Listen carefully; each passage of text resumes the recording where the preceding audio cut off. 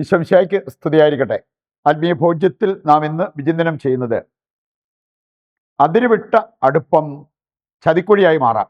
അത് ആരോടാണെങ്കിലും അടുപ്പം അതിരുവിട്ടാൽ ചതിക്കുഴിയായി മാറാം എന്നുള്ള പല സംഭവങ്ങളും നമ്മുടെ മുമ്പിലുണ്ട്. ദൈവത്തിൻ്റെ വചനവും അത് സാധൂകരിക്കുന്നത് കാണാൻ പറ്റും. ചില കാര്യങ്ങളൊക്കെ നമ്മൾ കേട്ടിട്ടില്ലേ? വഴക്കിൽ ആരംഭിച്ചതാണ്, അവസാനം അത് ചെന്ന് എത്തിയത് പ്രണയത്തിൽ. വേറെ ചില കേസ് ചിലർ പറഞ്ഞിട്ടുണ്ട്, ന്യൂസ് കാണാൻ വേണ്ടി തുടങ്ങിയതാണ്, അല്ലെങ്കിൽ ഇൻ്റർനെറ്റ് ഉപയോഗിക്കാൻ തുടങ്ങി, അവസാനം അതിൽ ചെന്നെത്തിയത് പോണോഗ്രഫി, മ്ലേച്ഛത വാച്ച് ചെയ്യുന്നതിൽ. ഇങ്ങനെയുള്ള സംഭവങ്ങളൊക്കെ നമ്മൾ കേൾക്കാറുള്ളതാണ്.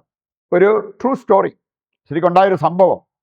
ചെറുപ്പക്കാരൻ പഠിക്കാൻ മിടുക്കനായിരുന്നു, വീട്ടിലെല്ലാ കാര്യങ്ങളിലും വളരെ സജീവമായിട്ട് പങ്കെടുത്തിരുന്നൊരു വ്യക്തി, വീട്ടുകാരെ സഹായിക്കുമായിരുന്നു. അവരുടെ അയൽപക്കത്ത് ഒരു സ്ത്രീ 2 കുഞ്ഞുങ്ങളെ കൊണ്ട്, അവർ ചെറിയ പ്രായക്കാരാണ്, അവരുടെ ഭർത്താവ് ഗൾഫിലാണ്. ഈ മനുഷ്യൻ ആ വീട്ടിൽ പോകുമായിരുന്നു, ഈ പിള്ളേരെ കളിപ്പിക്കാനും അങ്ങനെയുള്ള കാര്യങ്ങൾക്കൊക്കെ ആയിട്ട്. അവസാനം അത് പോയി സ്ത്രീക്കാണേലും ഇവൻ വലിയ ഒരു ഉപകാരിയും സഹായിയുമായിരുന്നു. എന്താവശ്യത്തിനും ഇവനെ ഓടിക്കാൻ പറ്റും. വന്ന് ഇവർ തമ്മിൽ അടുപ്പമായി. അത് അവസാനം കലാശിച്ചത് ആ ദമ്പതിമാരുടെ ഡിവോഴ്സിലാണ്. ഇവനാണേലും ഇവൻ്റെ കുടുംബത്തിലാണേലും അപമാനവും ഇവൻ്റെ പഠനവും അഫക്റ്റഡായി. അങ്ങനെ പല വിധത്തിലുള്ള പ്രശ്നം. നോക്കിയാൽ അടുപ്പം അതിരുവിട്ട് കഴിഞ്ഞപ്പോൾ അവിടെ ഉണ്ടായ കാര്യം. ഇതുപോലത്തെ പല സംഭവങ്ങളും നമുക്ക് കാണാൻ സാധിക്കും. ഉന്നത സ്ഥാനത്ത്, മഹനീയമായ സ്ഥാനത്തൊക്കെ ഇരുന്നിരുന്ന വ്യക്തികൾ ഇന്ന് വട്ടപൂജ്യമായി മാറാനുള്ള കാരണം എന്താണ്? അതിരുവിട്ട അടുപ്പം, അവിശുദ്ധ ബന്ധങ്ങൾ. അത് സൂക്ഷിക്കണം എന്നുള്ളത് ഈശോയുടെ വചനം നമ്മെ പഠിപ്പിക്കുന്നുണ്ട്. ആദ്യമായിട്ട് നമുക്ക് ഒരു വചനഭാഗം എടുക്കാം. പ്രഭാഷകൻ 33:30 വചനം. ആരോടും അളവ് വിട്ട് പെരുമാറരുത്. മാതാപിതാക്കളാണേലും മക്കളോട് എടുക്കേണ്ട ഒരു സ്റ്റാൻഡ് പറഞ്ഞിരിക്കുന്ന ഇപ്രകാരമാണ്. അവരെ മനസ്സിലാക്കാൻ നമുക്ക് ആവശ്യത്തിന് അടുപ്പമുണ്ടാകണം. മക്കളുമായിട്ട് we must be close to them. അടുപ്പമുണ്ടാകണം. പക്ഷേ മെയിൻറ്റെയിൻ എ ഡിസ്റ്റൻസ്. നമുക്ക് ഈ അവർ പറയുന്നതെല്ലാം അംഗീകരിച്ച് അനുകൂലിച്ചു കൊടുക്കാനൊന്നും സാധിച്ചെന്ന് വരത്തില്ല. അതിന് ഒരു ഡിസ്റ്റൻസ്, ഒരകൽച്ച, അത് നമുക്ക് ആവശ്യമാണ്. ഹെൽത്തി ആയിട്ടുള്ള, ആരോഗ്യപരമായിട്ടുള്ള ഒരകൽച്ച. അതില്ലാതെ വരുമ്പോഴാണ് അതിര് വിട്ട്, അളവ് വിട്ട് നമ്മൾ മറ്റു വ്യക്തികളോട് അടുക്കുന്നതും പെരുമാറുന്നതും. ഇംഗ്ലീഷിൽ ഒരു ചൊല്ലുണ്ട്, anything over the limit is dangerous. അതിര് വിട്ടുപോയാൽ ഏത് കാര്യവും അത് അപകടകാരിയായിട്ട് മാറും. നമ്മൾ പറയാറുള്ളതാണ്, അധികമായാൽ അമൃതും വിഷം. അപ്പോൾ അത് നമ്മൾ ശ്രദ്ധിക്കണം എന്നുള്ളതാണ് അതിൻ്റെ സന്ദേശം. 5 കാര്യത്തിൽ നമുക്ക് അതിരുവിടാവുന്ന സാധ്യതകളുണ്ട്. ഈ 5 മേഖലയിൽ നമ്മൾ ഒരുപാട് ശ്രദ്ധിക്കണം. ഒന്നാമത്തേതാണ് ഓവർ ഈറ്റിംഗ്. ഡേഞ്ചറസാണ്. നമുക്കറിയാം, ഇന്ന് ഒത്തിരി പേര് വളരെ സിക്കായിട്ട്, അല്ലെങ്കിൽ അകാല മരണം പോലും പ്രാപിച്ചതിൻ്റെ ഒരു കാരണം അമിത ഭക്ഷണം. അത് അപകടകാരിയാണെന്നുള്ളത് ദൈവത്തിൻ്റെ വചനം നമ്മെ പഠിപ്പിക്കുന്നുണ്ട്. പ്രഭാഷകൻ 31:21 മുതൽ വായിക്കുമ്പോൾ, അതുപോലെ 37-ാം അധ്യായത്തിൻ്റെ 30 കൂടി എടുക്കുകയാണെങ്കിൽ കുറേ കാര്യങ്ങൾ അവിടെ പറഞ്ഞിട്ടുണ്ട്. അമിതമായി ഭക്ഷിച്ചാൽ ഉണ്ടാകാവുന്ന പ്രശ്നങ്ങൾ, ഉറക്കമില്ലായ്മ, ഉദരവേദന, ശാരീരികമായ മറ്റു രോഗങ്ങൾ, ദഹനക്ഷയം, അതുപോലെ തന്നെ അകാല മരണം പോലും സംഭവിക്കാം. ഇതെല്ലാം ഈ 2 അധ്യായങ്ങളിലായിട്ട് നമ്മൾ കാണുന്ന കാര്യങ്ങളാണ്. രണ്ടാമത്തെ കാര്യമാണ് ഓവർ ടോക്കിംഗ്. നമ്മൾ അമിതമായിട്ട് സംസാരിക്കുന്നത് അത് അപകടകരമാണ്. അത് ചതിക്കുഴിയായി മാറും എന്നുള്ളത് കർത്താവിൻ്റെ വചനം നമ്മെ പഠിപ്പിക്കുന്നുണ്ട്. സുഭാഷിതങ്ങൾ 9-ാം അധ്യായം 13-ാമത്തെ വചനം പറയുന്നുണ്ട്, വായാടിയാകുന്നത് ഭോഷത്വമാണ്.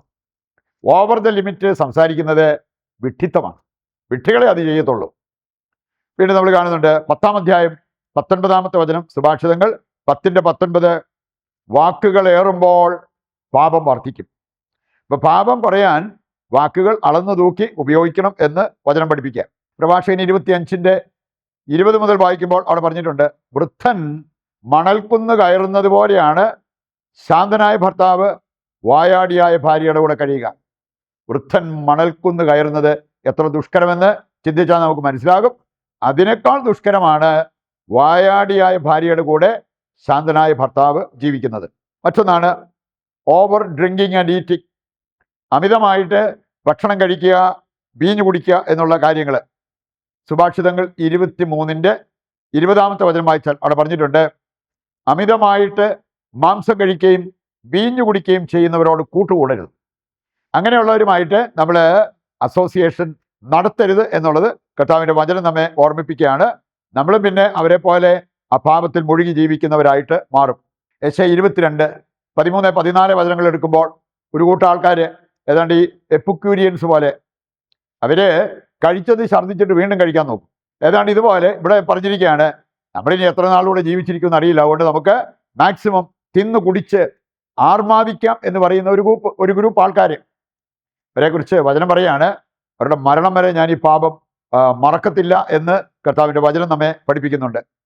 മറ്റൊന്ന്, ഓവർ വീപ്പിംഗ് ആൻഡ് സാഡ്നെസ്, അമിതമായിട്ട് ദുഃഖിച്ചും കരഞ്ഞുമിരിക്കുന്ന വ്യക്തികൾ, അത് നല്ലതല്ല എന്നുള്ളത് കർത്താവിൻ്റെ വചനം നമ്മെ പഠിപ്പിക്കുന്നുണ്ട്.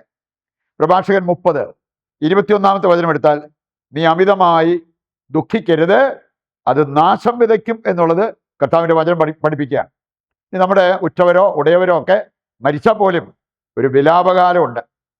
ആ വിലാപകാലത്ത് വിലപിക്കുക, അത് കഴിയുമ്പോൾ ബാക്ക് ടു നോർമൽ ആകുക, തിരിച്ച് നിങ്ങൾ ഒരു സാധാരണ ജീവിതത്തിലേക്ക് വരിക എന്നുള്ളത് ഈശോയുടെ വചനം നമ്മെ പഠിപ്പിക്കുന്നുണ്ട്. ഇതാണ് ദാവീദ് ചെയ്തത്. ബത്ശബായിൽ അവനുണ്ടായ ആ കുഞ്ഞ് രോഗിയായി കിടന്നപ്പോൾ മരിക്കാതിരിക്കാൻ വേണ്ടി അവൻ പ്രാർത്ഥിച്ചു. 7 ദിവസം നിലത്ത് കിടന്ന് ഉപവാസം നോക്കി അവൻ പ്രാർത്ഥിച്ചു. പക്ഷെ കുഞ്ഞ് മരിച്ചു. 2 സാമുവേൽ 12 വായിക്കുമ്പോൾ ഈ കാര്യം നമുക്ക് കാണാൻ സാധിക്കും. വിലാപകാലം കഴിഞ്ഞപ്പോൾ അവൻ ബത്ശബായെ പ്രാപിച്ചു. അവന് മറ്റൊരാൺകുഞ്ഞിനെ ലഭിച്ചു. അവനാണ് ലോകപ്രശസ്തനായ സോളമൻ.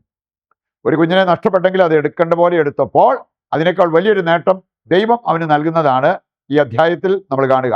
അവസാനത്തെ കാര്യം, 5ാമത്തെ കാര്യമാണ് ഓവർ വർക്കിംഗ്, അമിതമായിട്ട് അധ്വാനിക്കുക, വർക്കഹോളിക്കായിട്ട് മാറുക.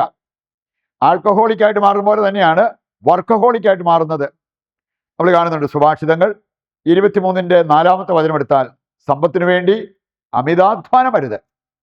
അധ്വാനിക്കാം, സമ്പത്തുണ്ടാക്കാം, പക്ഷേ അമിതാധ്വാനം അത് നല്ലതല്ല. അതിൻ്റെ ആരോഗ്യം നശിപ്പിക്കും. നിനക്ക് ഒരുപാട് ആത്മീയ നന്മകൾ നഷ്ടമാകാൻ കാരണമാകും.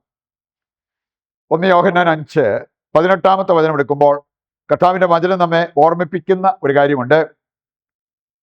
ദൈവത്തെ പ്രണയിച്ചിട്ട് വേണം മനുഷ്യരെ നമ്മൾ പ്രേമിക്കാൻ.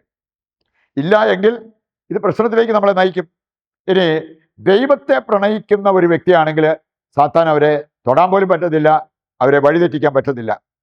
1 യോഹന്നാൻ 3:6 വചനം എടുത്താലും ദൈവത്തിൽ വസിക്കുന്നവർ അവർക്ക് പാപം ചെയ്യാൻ പറ്റത്തില്ല.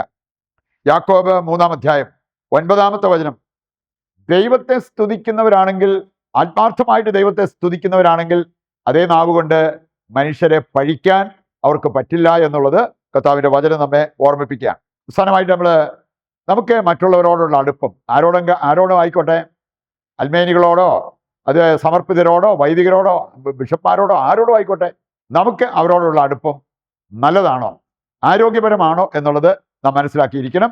അതിര് വിട്ട് അടുക്കുന്നത് ഒരിക്കലും ശരിയല്ല. നല്ലതാണോ എന്നറിയാനുള്ള ഒരു ടെസ്റ്റ് വിശുദ്ധ ഫ്രാൻസിസ് സാലസ് തരുന്നുണ്ട്. നിന്റെ കൂട്ടുകെട്ട്, നിന്റെ അടുപ്പം ദൈവത്തോട് നിന്നെ അടുപ്പിക്കുന്നുണ്ടെങ്കിൽ, പുണ്യങ്ങൾ അഭ്യസിക്കാൻ നിന്നെ സഹായിക്കുന്നുണ്ടെങ്കിൽ അത് നല്ലതാണ്. അല്ലെങ്കിൽ അല്ല.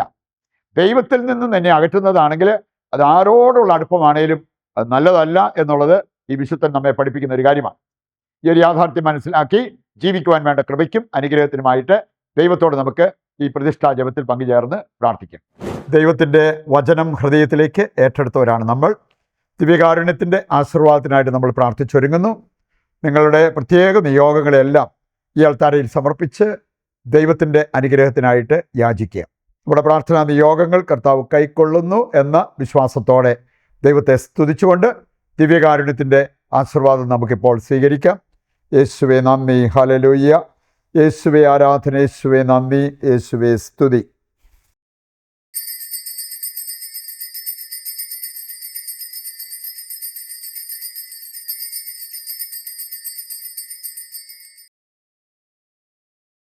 ഈശോ മിശിഹായ്ക്ക് സ്തുതിയായിരിക്കട്ടെ. മറ്റൊരു എപ്പിസോഡുമായി നാളെ വീണ്ടും നമുക്ക് ഒന്നിക്കാം. ദൈവം നിങ്ങളെ സമൃദ്ധമായി അനുഗ്രഹിക്കട്ടെ.